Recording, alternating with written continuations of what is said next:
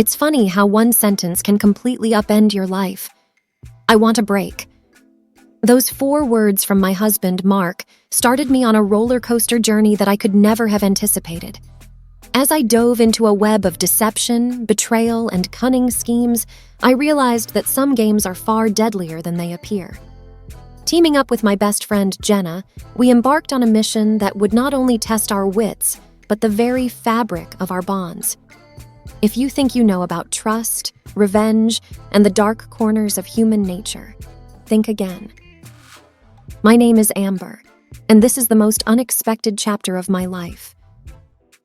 It was a chilly Sunday evening when my husband, Mark, looked up from his book and uttered those 5 words that would send my life into a whirlwind. "I want a break," he murmured, barely audible.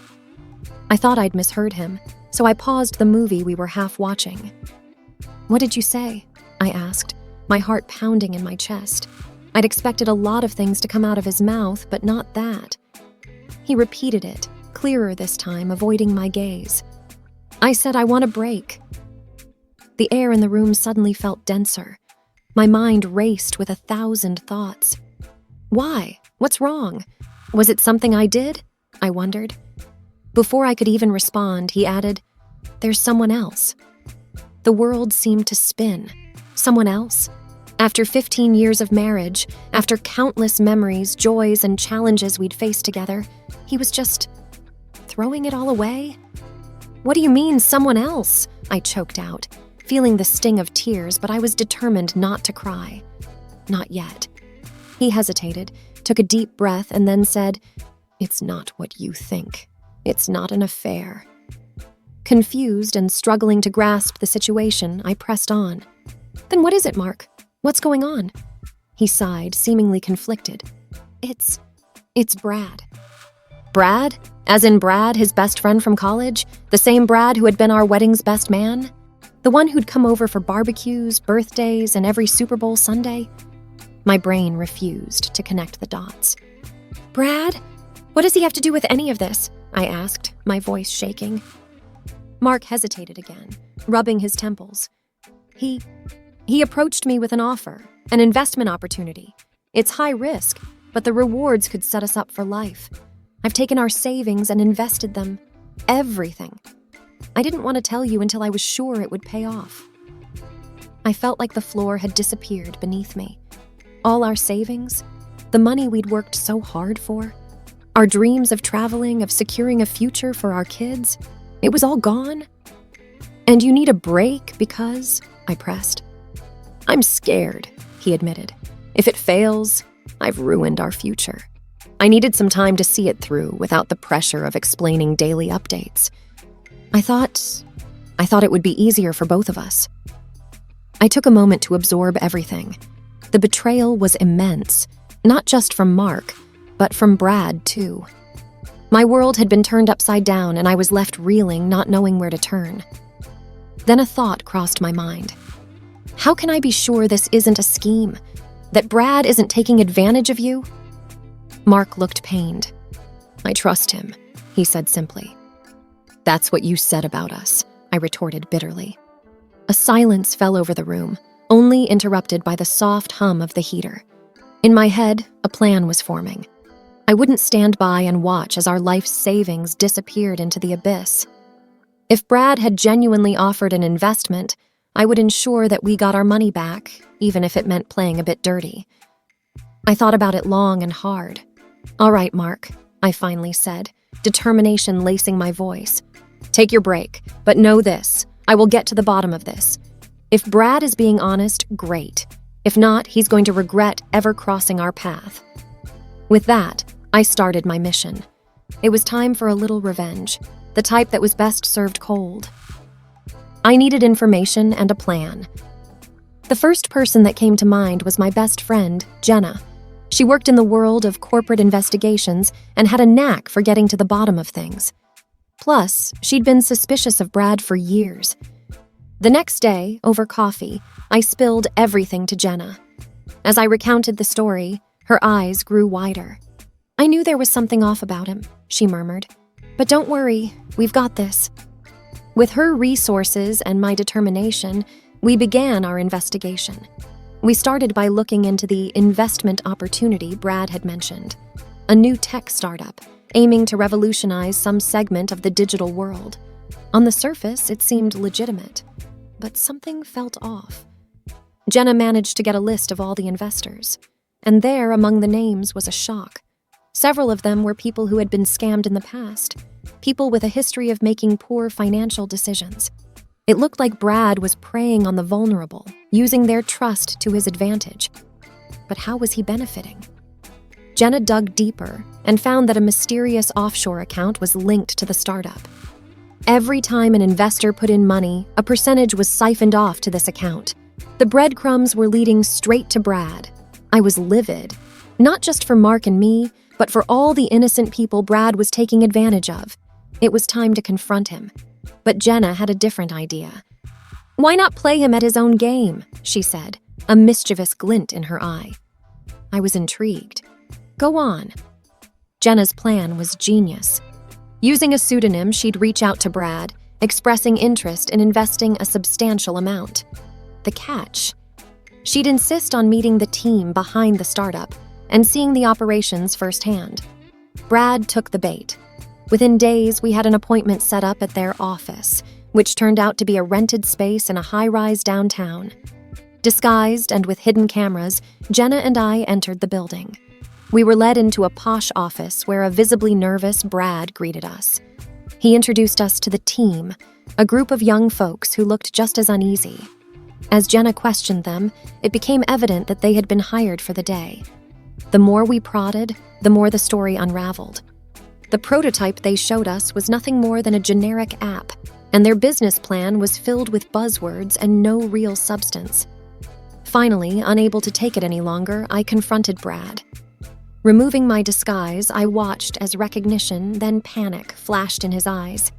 "I knew you were a scammer, Brad," I hissed, "but I never thought you'd sink so low." Brad tried to bluster his way out, but with the evidence we had, it was game over. Jenna discreetly passed the footage to the authorities. As we left the building, I felt a weight lifting off my shoulders. But there was still one more thing to do. Tell Mark the truth about his best friend. Mark had retreated to his parents' house during this break. I hadn't spoken to him since that Sunday evening, but with everything I had discovered, it was time for a conversation. Driving to his parents' place felt like the longest journey of my life. The evening sun cast long shadows on the road, and my thoughts were a tumultuous whirlwind of anger, sadness, and resolve. When I arrived, Mark was on the porch. He looked drained, shadows under his eyes hinting at sleepless nights. As I approached, he stood up, and the weight of our shared history seemed to hang in the air. Before he could speak, I handed him a tablet, where Jenna had compiled all the evidence. "Watch," I instructed. The color drained from his face as he realized the extent of Brad's deceit. The person he'd entrusted with our life savings was nothing more than a con artist. I can't believe it," he whispered. "How did I fall for this?" A myriad of emotions welled up inside me, but the overwhelming one was compassion. Yes, he had betrayed my trust by not consulting me, but he too was a victim. I took a deep breath. "We're in this together, Mark. Always have been. Now let's figure out how to fix it." The following days were a whirlwind. The police, armed with the evidence Jenna and I had gathered, raided Brad's home. They found stacks of cash, falsified documents, and enough evidence to put him behind bars for a long time. The media caught wind of the story, dubbing Brad the trust betrayer. As for the other investors, they were grateful for my efforts in exposing the scam. Many had invested even more than Mark and were facing financial ruin. Together, we started a support group, navigating the legal quagmire and helping each other cope with the emotional fallout. The courts froze Brad's assets, and while it was a lengthy process, most of the investors got a portion of their money back. It wasn't everything, but it was a start. Mark and I, amidst all the chaos, started couples therapy. We delved into the issues that had led to that fateful decision, and slowly, the chasm between us began to close. Trust, once broken, is hard to mend, but we were both determined to rebuild. Just as life seemed to be finding some semblance of normality, there was a twist I hadn't seen coming. I received an anonymous letter in the mail. The handwriting was unfamiliar and shaky, but the message was clear. You think you've won, but this is just the beginning. Brad was a pawn in a bigger game. Be careful, or you might just lose everything. A cold shiver ran down my spine. Was this some cruel joke, or was there more to Brad's scheme than met the eye? I immediately called Jenna. We missed something, I said tersely. Over the next few days, Jenna and I dove deeper. Brad had been in contact with someone codenamed the Puppeteer. Through encrypted emails, they had communicated extensively. The Puppeteer was the brains behind the operation, while Brad was just the face of the scam. The more we dug, the darker things became. The Puppeteer was linked to various shady dealings worldwide. They had a reputation for being elusive and had never been caught. But why target me with that letter? It didn't make sense until Jenna made a shocking discovery. Remember that night at the high-rise when we confronted Brad? She asked. I nodded. Well, there was someone else there, watching. Jenna showed me the footage from our hidden cameras. In the background, almost obscured by shadows, was a figure observing our confrontation. They left just before the police arrived. The realization was terrifying. The Puppeteer had been close, watching every move. They knew who I was and where I lived. I think they're threatened by you, Jenna mused. You managed to disrupt one of their biggest schemes.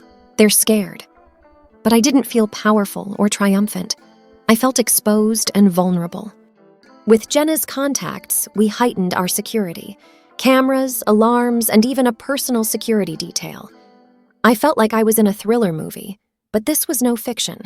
My life, and that of my family, was at stake. Then, a breakthrough. One of Jenna's contacts in the tech world managed to trace a transaction back to the Puppeteer. It was a tiny slip on their part, but it was all we needed. We discovered their real identity. Clara Bennett, a former Wall Street genius who had turned rogue after a personal tragedy. With her intelligence and resources, she'd masterminded various schemes, defrauding innocent people of millions. Confronting her wouldn't be easy.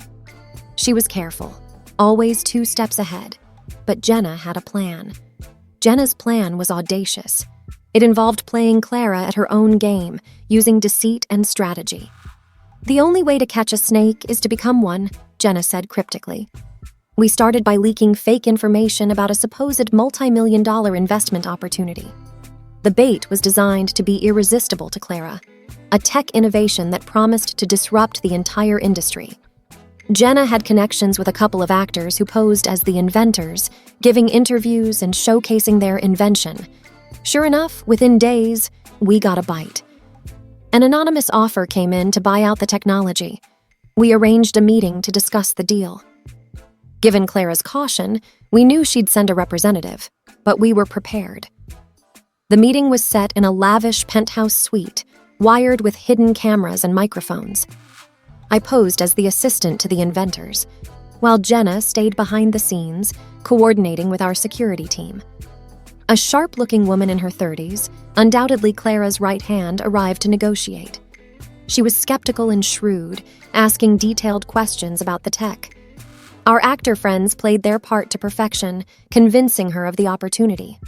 After hours of negotiation, we had a signed contract, and most importantly, a direct line of communication to Clara. The representative made a call right there, discussing terms and the significant numbers involved. Using voice recognition software, we confirmed our suspicion.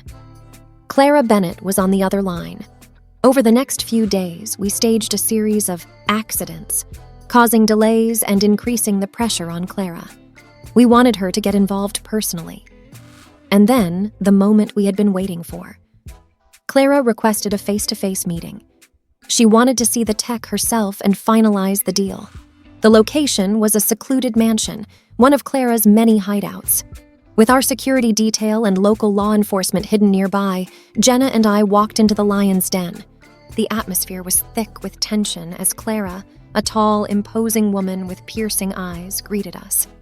"I have to say, I'm impressed," she began, her voice dripping with condescension. But did you really think you could fool me? For a moment, my heart sank. Had she seen through our ruse? But then Jenna stepped forward, pulling out the signed contract. Actually, Clara, we did. The room erupted into chaos. Clara's guards tried to intervene, but they were no match for our team. Within minutes, Clara was in cuffs, the weight of her many crimes finally catching up to her. The aftermath was intense. The media went wild over the story of Clara Bennett's capture. Mark and I appeared on numerous talk shows telling our tale. Our bond, which had been so strained, grew stronger than ever. The threat of Clara and her schemes was finally over. And while the journey had been harrowing in the end, love and persistence had triumphed over deceit.